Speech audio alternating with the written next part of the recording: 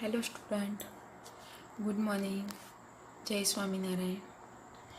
આજે આપણે database management સિસ્ટમની અંદર ચેપ્ટર 2 ડેટાબેઝ સિસ્ટમ આર્કિટેક્ચરનો આપણે અભ્યાસ કરવાનો છે. તો શું આજે આપણે આજના ટૉપિક વિશે મીન્સ કે ઇન્ફોર્મેશન લઈએ એ પહેલાં આપણે પ્રીવિયસ લેક્ચરમાં કયા ટૉપિક વિશે ડિસ્કસ કર્યું હતું એના વિશે આપણે જાણી લઈએ. તો પ્રીવિયસ લેક્ચરમાં આપણે એડવાન્ટેજ ઓફ 3 ટાયર આર્કિટેક્ચર વિશે ઇન્ફોર્મેશન લીધી હતી and disadvantage of 3 tier architecture and data mapping and its parts વિશે આપણે મીન્સ કે તેના વિશે આપણે સ્ટડી કર્યું હતું. તો આજના લેક્ચરમાં આપણે ડેટાબેઝ સિસ્ટમ આર્કિટેક્ચરનો અભ્યાસ કરવાનો છે. તો અહીંયા જે મેં ફિગર આપેલી છે તે તમે જોઈ શકો છો. તો એ જે તમે ડેટા મોકલો છો ડેટાબેઝ સિસ્ટમ આર્કિટેક્ચરની અંદર, તો એ ડેટા ડાયરેક્ટલી અંદર મીન્સ કે સ્ટોર નથી થઈ જતા. તમે સિમ્પલ કે તમે સી લેંગ્વેજમાં તમે મીન્સ કે કોઈ પ્રોગ્રામ કરો છો તો એ પ્રોગ્રામ જ્યારે તમે એન્ટર કરાવો છો તો ઓટોમેટિક જ રન થઈ જાય છે? તો નહીં. તો આપણે એ રન કરાવીએ છીએ, એના રિલેટેડ કોઈ ક્વેરી હોય તો એ શોર્ટ આઉટ કરીએ છીએ, પછી જ એ મીન્સ કે જે એનું જે સોફ્ટવેર છે ટર્બોસી એની અંદર મીન્સ કે સેવ થાય છે. તો એ જ રીતે ડેટાબેઝની અંદર તમે જે બી ડેટા મીન્સ કે અંદર મીન્સ કે નાખો છો, મીન્સ કે ટેબલ બનાવો છો જે બી રિલેટેડ, જે તમારી સિસ્ટમ રિલેટેડ અથવા મીન્સ કે કોઈ કસ્ટમરનું તમે ટેબલ ડ્રો કરો છો એની અંદર તમે એના મીન્સ કે ડેટા નાખો છો તો ડાયરેક્ટલી એ મીન્સ કે સ્ટોર નથી થઈ જતા, પણ એ સ્ટેપ બાય સ્ટેપ 1 બાય 1 એની જે પ્રોસેસ હોય છે સિસ્ટમની એમાંથી એને પસાર થવું પડે છે.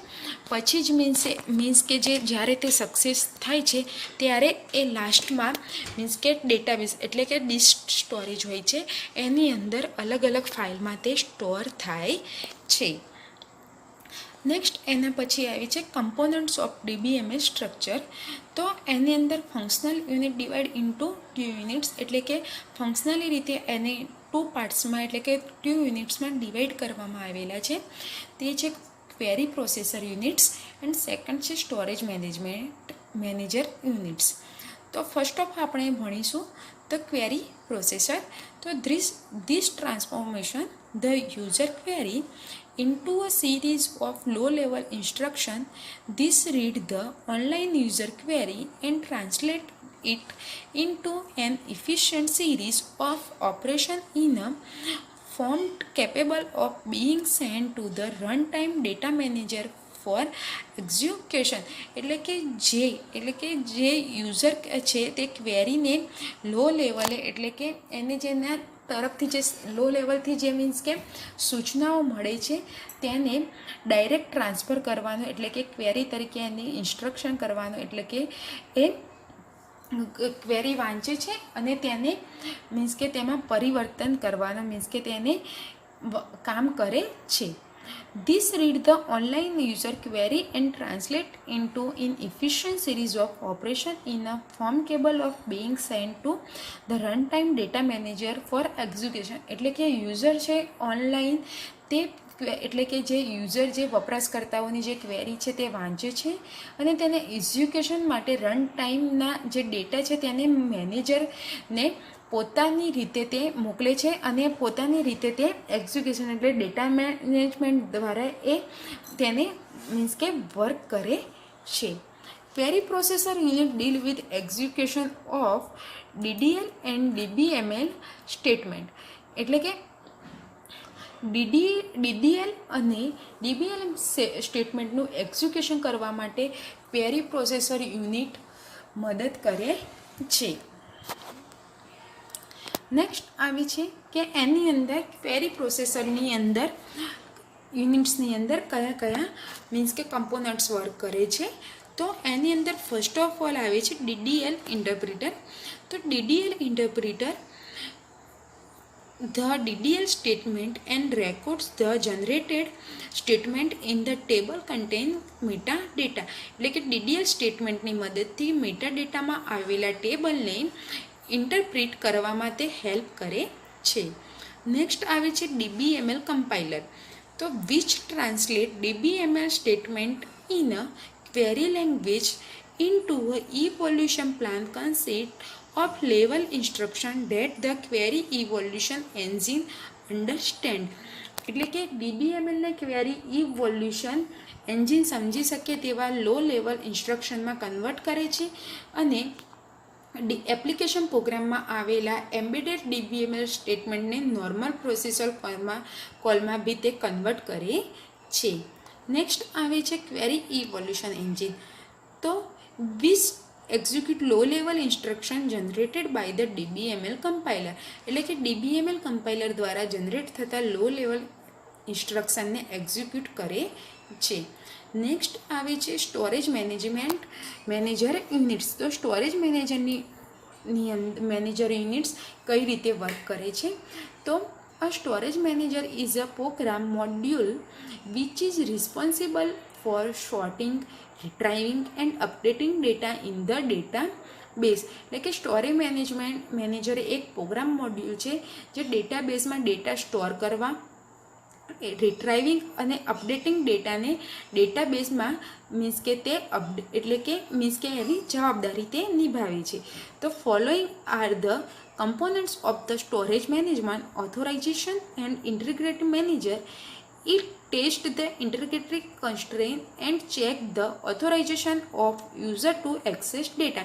એટલે કે ઓથોરાઇઝેશન અને ઇન્ટિગ્રિટી મેનેજર તે ડેટાને એક્સેસ કરવાની તેની એટલે કે ઓથોરાઇઝેશન અને ઇન્ટિગ્રિટીની મીન્સ કે શું કરે છે? ચેક કરે છે અને તે ડેટાને એક્સેસ કરે છે. તો સ્ટોરેજ મેનેજમેન્ટ યુનિટ ડેટાબેઝમાં સ્ટોર થયેલા લો લેવલ ડેટા અને સિસ્ટમમાં સબમિટ થતી ક્વેરી અને એપ્લિકેશન પ્રોગ્રામ માટે ઇન્ટરફેસ પૂરું પાડે છે.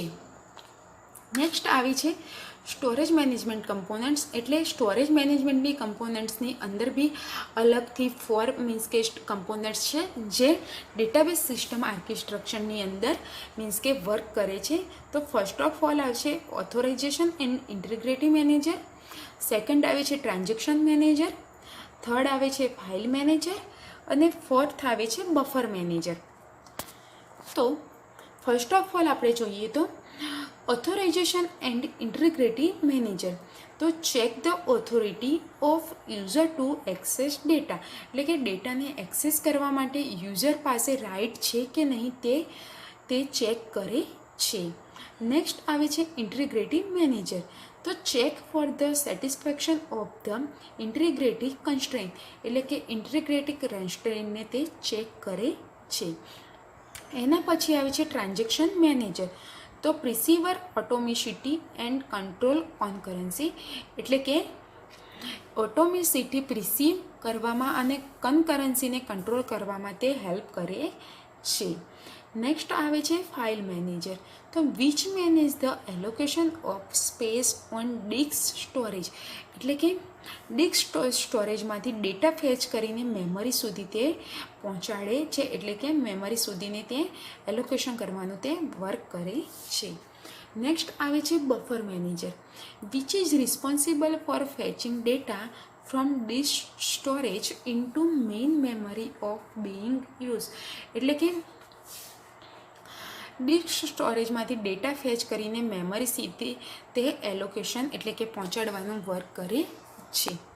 એના પછીનો નેક્સ્ટ ટોપિક આવે છે એની અંદર જ કે ફિઝિકલ રીતે કઈ રીતે મીન્સ સિસ્ટમની અંદર જે ડેટા છે તે કઈ રીતે વર્ક કરે છે.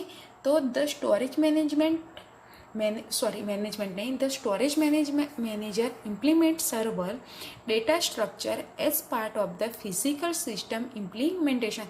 એટલે કે થોડા ડેટા સ્ટ્રક્ચરની હેલ્પથી ફિઝિકલ સ્ટોરેજ સિસ્ટમ ઇમ્પ્લિમેન્ટ કરવાની જરૂર પડે છે.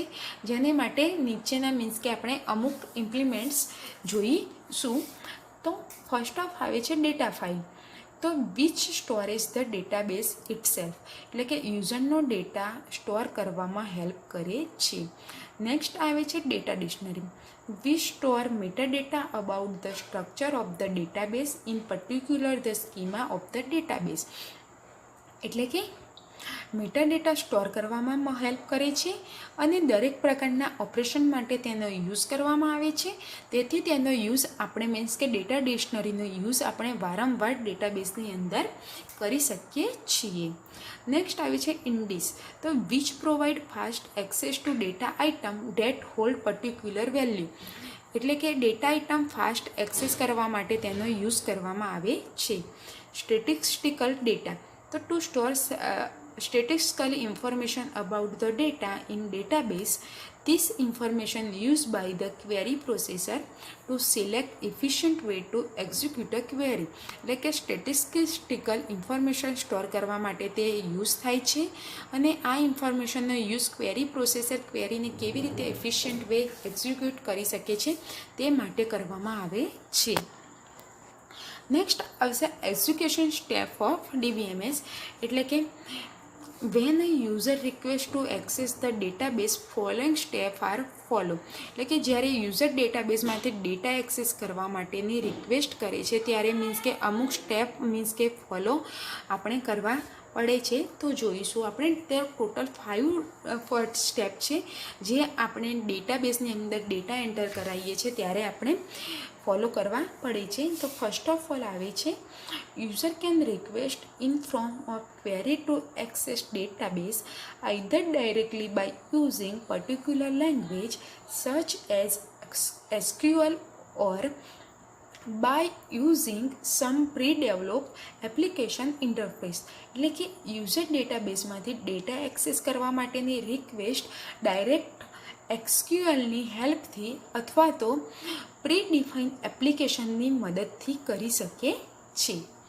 સેકન્ડ આવે છે એની અંદર such request are send to query evolution engine via DBML or DDL compiler. એટલે કે DBML અને DDL કમ્પાઇલરની હેલ્પથી આ ડેટાને રિક્વેસ્ટને ક્વેરી ઇવોલ્યુશન એન્જિન પાસે મીન્સ કે સેન્ડ કરવામાં આવે છે. નેક્સ્ટ આવે છે એની અંદર the query evolution accept the query and analysis. એટલે કે ક્વેરી ઇવોલ્યુશન એન્જિન ક્વેરીને એક્સેપ્ટ કરે છે અને તેને એનાલિસિસ એટલે કે એનાલિસ કરે છે. નેક્સ્ટ આવે છે it find the suitable way to execute the compile SQL statement of the query. એટલે કે ક્વેરીના કમ્પાઇલ થયેલા SQL સ્ટેટમેન્ટને સારામાં સારી કઈ રીતે એક્ઝિક્યુટ કરી શકાય તે મીન્સ કે આની અંદર નક્કી કરવામાં આવે છે. નેક્સ્ટ આવે છે એની અંદર finally the compile SQL statement are executable two perform to the specified operation. એટલે કે ફાઇનલી કમ્પાઇલ થયેલા SQL સ્ટેટમેન્ટ એક્ઝિક્યુટ થાય છે. સો આજના એસાઇનમેન્ટમાં તમારે એક્સપ્લેન કમ્પોનન્ટ્સ ઓફ DBMS એટલે કે આ જે ક્વેશ્ચન છે એ તમારે આપણે જે કમ્પોનન્ટ્સ જોયા અને તેની અંદર આપણે જે પાર્ટ્સ જોયા એ તમારે ડિસ્ક્રિપ્શનમાં સમજાવવાના રહેશે અને જોડે એનો ચાર્ટ બી એટલે કે ફિગર બી તમારે ડ્રો કરવાની રહેશે.